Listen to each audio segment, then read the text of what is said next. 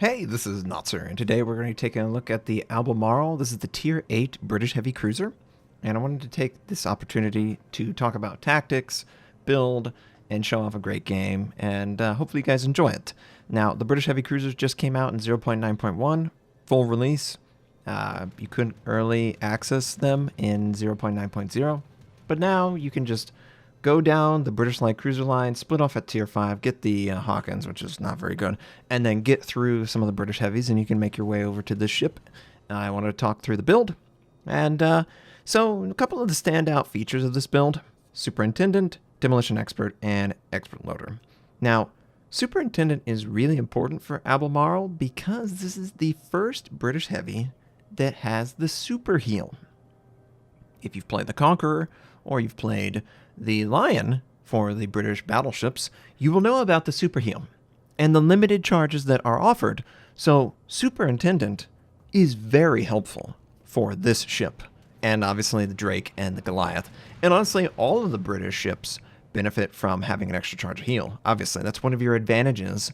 It's your standout feature, which apparently for wargaming is the only thing you get to experience. You don't have radar, you don't have any of that stuff. You have to make your health work. Other things, Expert Loader, the reload is very long, and while not being very easy to successfully AP targets, I would honestly say that the AP shell for the British Heavies is below average. Getting a good broadside is still getting a good broadside. But I would say that as a British Heavy player, you've got to sort of, obviously if you have HE loaded, you can use Expert Loader to switch quickly to AP. Fire that AP on a broadside, and unless that player is completely oblivious, I highly recommend you automatically switch back to HE, because by the time you will have your guns reloaded, it will be too late for AP to be successful, and the AP isn't good enough for it to ricochet and have like overpin. You really need high damage HE and broadside AP. You can't really have anything in between, otherwise you're losing so much damage. So that's really one of the things that I also highlight. Demolition Expert, obviously, British HE.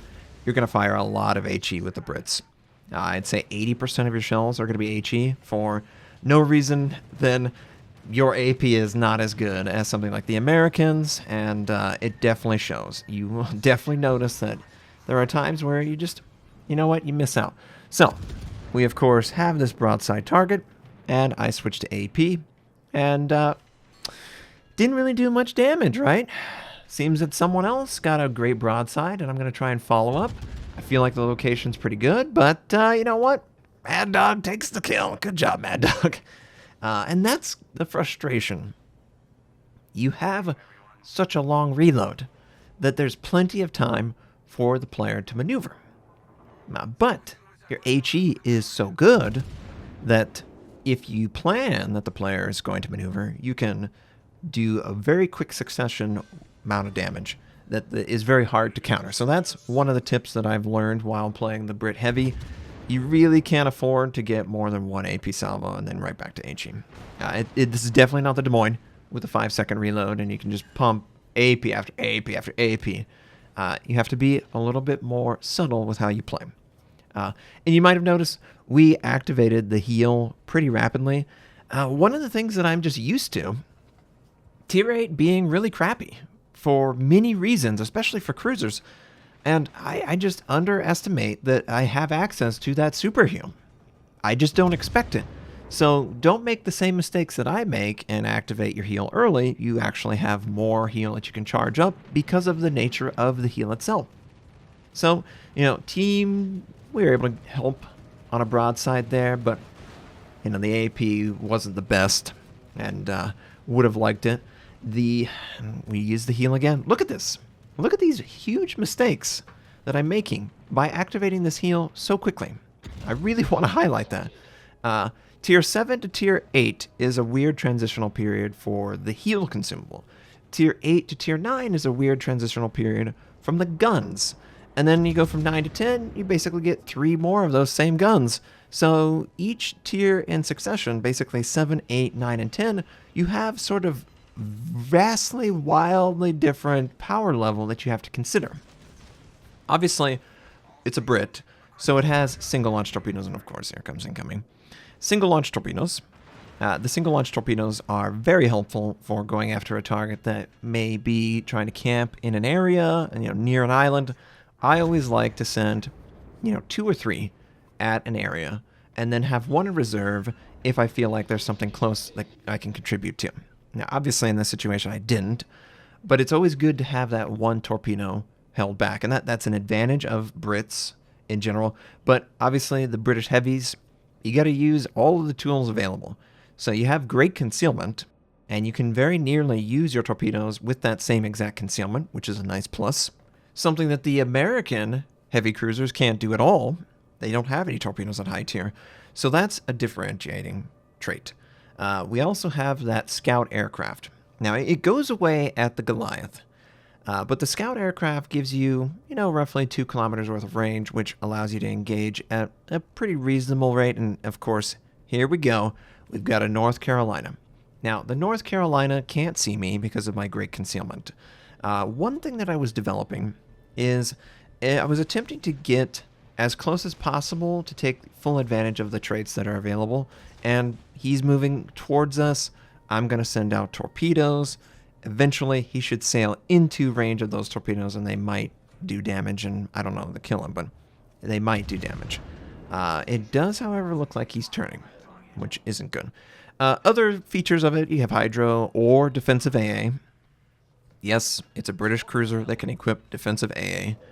I choose hydro basically exclusively because I play on North America, and probably 2 or 3 of every 10 games is a CV game, but other than that, it's completely void of aircraft. So having defensive AA when 70% of your games have no aircraft doesn't really make too much sense. Now, one other thing you might notice is the exceptional torpedo arcs. They allow for very sharp angle in order to bring them to bear, and I think I'm running right into torpedoes! Where could these torpedoes go? He's not going this way, but I think he sent them before he committed to turning back. Obviously, well, we're committed, so I'm just trying to avoid taking too much torpedo damage. In fact, I almost angled so I didn't, but very little damage. He's broadside. So we're just broadside AP. Broadside AP does tons of damage. We're also going to try and use our torpedo. And hopefully we can hit him, but this is when you use AP. You don't really have a chance to use AP outside of perfectly broadside. It's certainly not like the American. Oh, it looks like we're going to hit him right on the torps. And you notice we didn't have to angle too much for that. So it's a nice added bonus that you don't get to experience with the Americans, which I would argue is a better way of playing because you have guns that can reach out and touch. The torpedoes have a chance to accidentally miss because the player could just choose to go in a different direction. And range is a concern, the time to reload, all of that is something that works against you. And I definitely mirror the sentiment that, I'm not really impressed with what is offered here. The AP is not that spectacular, especially when you compare it to the British light cruisers. But that AP was spectacular because there was no HE. There was no option. And as you can see, AP not really working very well against the Amagi, so I'm switching back to HE. Again, HE should be fired probably 80 or 90% of the time for Brits. You really need a very specific scenario to excel. Basically, point blank and broadside. That's what you're looking for. If it's anything else, I just fire HE. The AA system is super solid. Obviously, we don't have defensive. If we had defensive, we'd do any more. And obviously, it does quite well. So you're not going to be a disappointment to your team, and you have a lot of heal recovery. So that's going to be an annoyance for the enemy aircraft if they choose to attack you. Obviously, play the Albemarle better than me. I just assume that Tier 8 is the weak tier. You have like 350 ships. You just assume things. A lot of assumptions. And I can't believe I activated those heals so quickly. But it's a good learning experience for you guys. And we actually get a little bit of chip damage on the Lightning. I think they're going to end up taking him out. Yes, they do. We are, of course, actively maneuvering. And because we're pretty nimble, enemy aircraft, even if they attack you outright, you can set up very nicely to dodge out of the way of the torps completely. And you know what? That's great. So, ooh, enemy Shokaku, perfectly broadside. Well, we're going to activate our expert loader and cut down some of that AP. Elevate the gun, hopefully, and remember to activate the priority sector on the return pass. And of course, he angles away. Aircraft carriers are not an easy target to AP for cruisers. You do require good angling so that it benefits you. Ooh, enemy Charles. Need to give good lead. And of course, we take the torpedo. We take the torpedo, which we shouldn't have. And I'm not sure that I'll get the kill on this guy, but we actually do land and we overpin. Of course we overpin at max range. But, you know, we're working through this pretty well. There's a lot of enemy ships dead, and it's ended up working out very nicely. So, the Albemarle is sort of an odd duckling. I'd rather be an odd duckling than a completely useless duck. Having that super heal is a game changer. Not having the bigger gun caliber, though, does limit your target options. You can't just overmatch or penetrate 50 millimeters plus, like you can at tier 9 and 10. So firing on the Moskva or the Stalingrad is not easy for this tier. And in order to really get the most benefit out of the Brits, you have to be seen. You have to be taking damage. Very similar to maybe a battleship. Otherwise, you might as well pull any other heavy cruiser line. You know, the Germans might be better. The Americans certainly are, and there are many different ways. The AP, a radar, the Soviets' radar, high gun velocity. So that's literally the only thing you have over everyone else, is your ability to recover from a constant amount of damage incoming. And I can absolutely verify that the Brits do this so incredibly well. And I would love to share more games, but I figured this is a good example of, you know, it's not the strongest, it's not the weakest, it's sort of in between. Where would I head, and would I make any changes? I wouldn't make any changes differentiating from tier 8, 9, or 10. The gun caliber penetration is definitely nice, but IFHE on a tier 8 with 203s doesn't give you a lot of penetration. I think it gives you like 39 or 40 millimeters, which basically only lets you pin the deck of enemy American battleships. So it's not a big gain. Whereas making every other part of your ship faster consumable, better tankiness, expert loader, that's going to make the Brits feel like they're in more control of the outcome. And you'll notice that the enemy aircraft, as he attacks, you know, he's doing all right damage, but all things considered, we weather enemy attack rockets pretty well. I would say that the Brits definitely don't mind being shot at with attack rockets. And eventually our team catches up, as you'll see, against a good average. I'd say HE averages about 3,000 to 3,500, where AP, unless it's a perfect shot, I get less than 2,000 a lot of times with the Brits.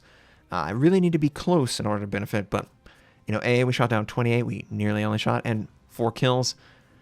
Huge success, right? And that Massachusetts, he was right there with me with his AA. We could just run over everyone. So hopefully this gives you guys great direction. Thanks for watching. If you'd like to check out more of my content, you can click the most recent or the most relevant uploads. You could also choose to subscribe to my channel. We do daily World War videos, first impression, how-to, news, and review related. My North American recruit invite is on the screen. You can take advantage of that.